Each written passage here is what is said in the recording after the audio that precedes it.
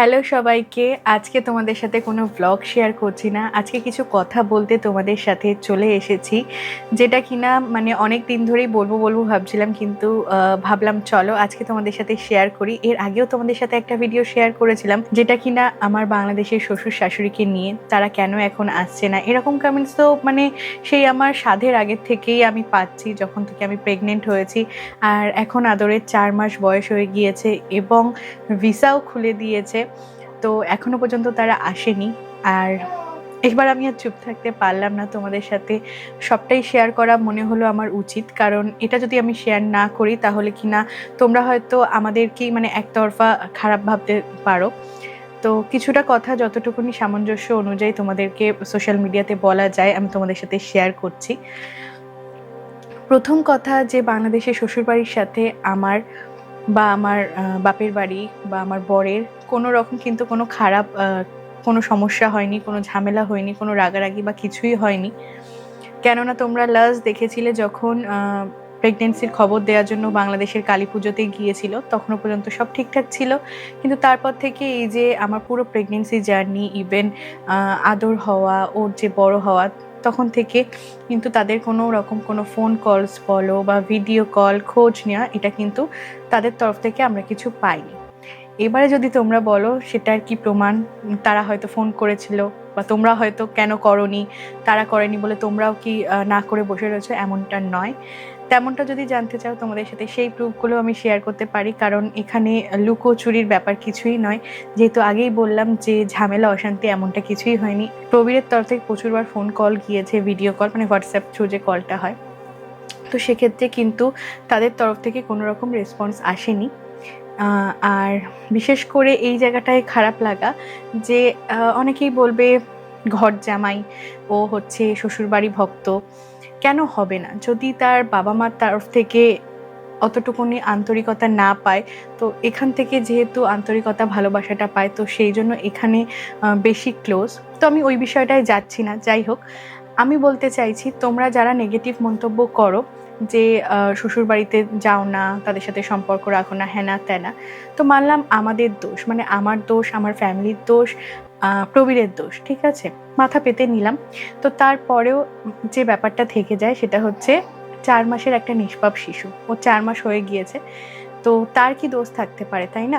বিশেষ করে তাদের একমাত্র নাতি, প্রথম বংশধর, প্রথম পরিবারের একটা নতুন সদস্য এসেছে এখানে।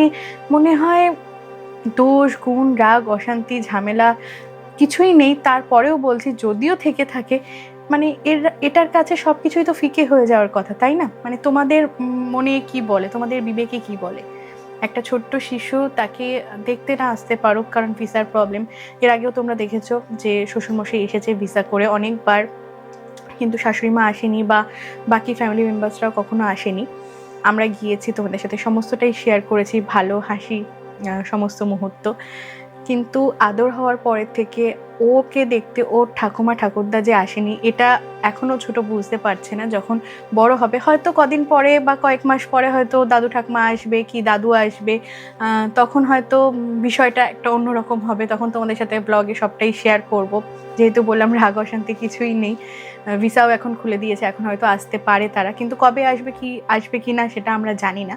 তো তখন হয়তো তোমাদের সাথে ব্লগের আকারে সমস্তটাই শেয়ার করব। কিন্তু ওর যে একটা বড় হবে যখন, ওর তো এই আক্ষেপটা থেকে যাবে না, ও যে হয়েছে সেই সময় তাকে খবর না নেওয়া বা ও হওয়ার পরে কোনো ভিডিও কল না করা, না আসা, এই বিষয়টা তো ওর কাছেও একটা আক্ষেপ থেকে যাবে। তোমরা কি বলো, তোমাদের কি মনে হয়? তো এই বিষয়টা থেকে আমাদের খারাপ লাগা, তো অনেক রকম নেগেটিভ মন্তব্য যেহেতু আসে, তাই ভাবলাম চলো আজকে তোমাদের সাথে কিছুটা শেয়ার করি। কারণ আমাদেরও খারাপ লাগা, মানে প্রত্যেকটা মানুষের, মানে আমি ব্লগে তো সবসময় তোমাদেরকে ভালো হাসি খুশি সমস্ত মুহূর্ত দেখাই, এবং প্রত্যেকটা সংসারে কিন্তু মানে যেমন ভালো দিকটাও রয়েছে তেমন খারাপ দিকটাও রয়েছে। তো খারাপ দিকটা কখনো তুলে ধরতে কেউ চায় না, তো আমিও চাইনি। কিন্তু যেহেতু মানে অনেক রকম মন্তব্য আছে, তাই ভাবলাম চলো তোমাদের সাথে একটু জানিয়ে রাখি।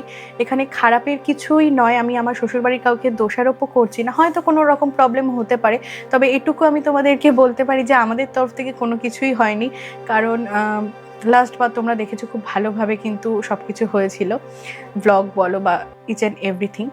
হয়তো তাদের মানে ওখানে যে রয়েছে, আমার দেওর রয়েছে বা শাশুড়ি মা রয়েছে, তাদের মধ্যে হয়তো কোনো রকম বিবাদ বা কোনো রকম কিছু পারিবারিক সমস্যা হতে পারে, সেই বিষয়টা আমিও জানি না। জানলে হয়তো তোমাদেরকে সেই বিষয়টা অন্তত বোঝাতে পারতাম যে তাদের পারিবারিক সমস্যার কারণে হয়তো তারা আসতে পারছে না, হয়তো সেটা আমরা জানি না বলে তাদেরও হয়তো কোনো সমস্যা, বা আমি জানি না এই বিষয়টা কিভাবে এক্সপ্লেন করলে তোমাদেরকে আমি বোঝাতে পারবো। আমার শুধু একটাই খারাপ লাগা বা একটাই দুঃখের জায়গা যে আমাদের যতই দোষ থাকুক, তার একমাত্র নাতি, তাদের একমাত্র নাতি, একমাত্র ভাইপো, একমাত্র নাতি, সে তো কোনো দোষ করেনি। তো সেক্ষেত্রে না আসতে পারুক, অন্তত ফোন কলে কিন্তু একটু খবর নিতে পারতো, বা ভিডিও কলের এখন যেহেতু এত সুবিধা।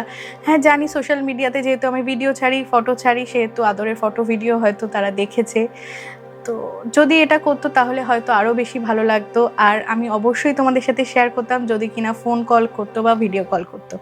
এখনও পর্যন্ত সেই আশাতেই কিন্তু রয়েছি যে তারা আসবে, একটা ওয়ার্ম ওয়েলকামিং হবে নাতিকে দেখতে। আশা করি তারা, মানে ঈশ্বর করুক, তারা যেন খুব তাড়াতাড়ি আসে, তোমাদের সাথে যেন হেসে খেলে ব্লগ আমি শেয়ার করতে পারি। আর তোমাদের কাছে আবারও রিকোয়েস্ট করছি, প্লিজ এখানে আমাদের দোষ তোমরা দেখো না। তারপরেও যারা দেখবে তো তাদেরকে আমি ইগনোরই করছি। যারা আমাদের শুভাকাঙ্ক্ষী, যারা আমাদের ভালো চাও, ব্লগ দেখো, তাদেরকে জাস্ট শুধু মনে হলো তোমরা আমাদের ফ্যামিলি মেম্বার, আমাদের এত বছর ধরে ভিডিওস দেখো, তোমাদেরকে এতটুকুনি জানানো আমার প্রয়োজন। তো আমি তোমাদেরকে জানিয়ে দিলাম যে এই বিষয়টা মানে একতরফা তো হয় না, তো ওই দিক থেকে কোনো রকম রেসপন্স যেহেতু আসেনি, তো সেই ক্ষেত্রে কিন্তু আমাদেরও আর মানে ফোন কলস বা সব কিছু তো করা হয়েছে, যেহেতু আসেনি, তাই নতুন করে কোনো রকম আপডেট আমি তোমাদেরকে জানাতে পারছি না যে তারা কবে আসবে বা কবে ফোন করবে। আর যদি বলে থাকো যে আমাদের তো ভিসা রয়েছে, আমাদের এখান দিয়ে তো ভিসা সবসময় খোলা, দেখো এখন তো আদরের পাসপোর্ট হয়নি, আর আমি এত ছোট বাচ্চাকে নিয়ে এখন দেখো আমার মা সবসময় থাকে, বাংলাদেশে গিয়ে থাকাটাও পসিবল না। অবশ্যই যখন বড় হবে অবশ্যই ওকে নিয়ে যাব, ওর পাসপোর্ট হবে, ভিসা হবে, এখন ওর আধার কার্ড ফার্ড কিছুই হয়নি, তো সেগুলো পরের বিষয়। তো আজকে বললাম তোমাদেরকে, তো একটাই রিকোয়েস্ট করব, প্লিজ কেউ খারাপ কমেন্ট করো না। আর এরপরেও যদি কোনো রকম কিছু জানার থাকে, আমি সামঞ্জস্য বজায় রেখে অবশ্যই তোমাদের সাথে শেয়ার করব। আর লাস্ট আরও একটা কথা বলছি, আমি কিন্তু এই ভিডিওর মাধ্যমে এমন নয় যে আমার শ্বশুরবাড়িকে খারাপ করলাম, আমি শুধু আমার খারাপ লাগাটা, যে একটা আক্ষেপটা আমার ছেলে হওয়ার পর, সেই আক্ষেপটা 9 মাসের আমার প্রেগনেন্সি জার্নির যে আক্ষেপটা, সেটুকুই শুধুমাত্র শেয়ার করলাম। আশা করি আমার সাথে তোমরা অনেকেই রিলেট করতে পারবে, আর আর কিছু বলার নেই, এতটুকুই। যাই হোক, আজকের ভিডিওটা এতটুকুই রাখছি, দেখা হবে একটা নতুন ভিডিওর সাথে। টাটা।